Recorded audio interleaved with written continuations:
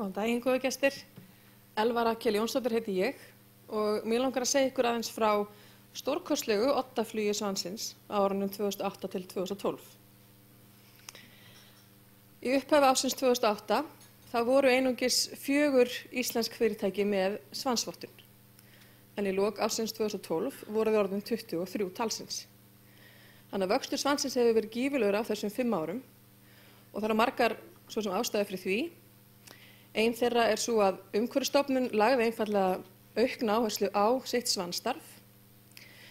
En svo vill líka svo til að það kom þarna eitt stykki efnahagskreppa árið 2008 og ólíkt því sem við áttum kannski von á, þá var það til þess að fyrirtæki vildu í auknum mæli skilgreina sig sem græn og vistvæn fyrirtæki og sóttu í auknum mæli svansvottun.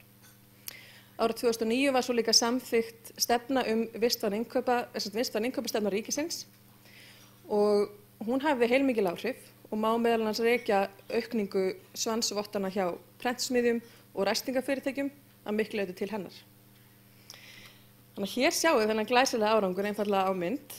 Grænu kubarnir sýna svansleyfin, þannig að segja hvernig þeim hefur fjölgað á þessum árum og þetta er ekkert smá flott hérna kúrfa. Og svarta línan sýnir svo þekkingu fólks á svanum.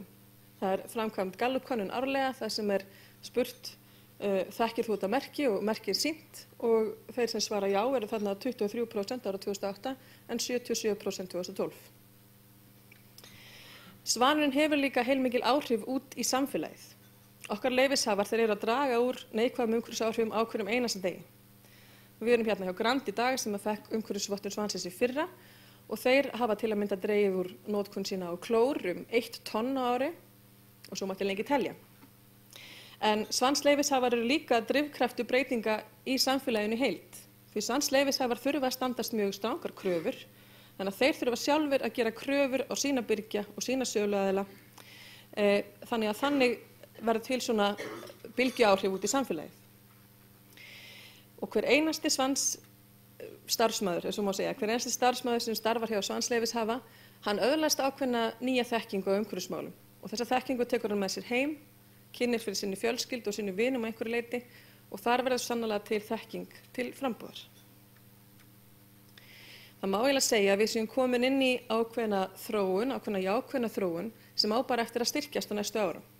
Það er að verða til meiri þekking á umhverfismálum hjá neytendum og almenningi og það er aukin áhersla á vistvæn innkaup, bæði hjá fyrirtækjum og opinberum stofnunum. Þetta verður til þess að það er miklu meiri hvati fyrir fyrirtæki til þess að sækja umhverfisvottun, til að sækja svaninn heldur en var áður. Þegar það eru komin fleiri svansvottun fyrirtæki og eins og er að gera smátt og smátt, að þá er þetta orðinn verulega raunhæfur kostur fyrir neytendur og fyrir almenning að nota til þess að styðjast við þegar þeir eru að kaupa inn og þetta auðveldar innkaupaðilum til þess að stunda vistvæn innkaup og efla þannig grænt hagkerfi. Takk fyrir.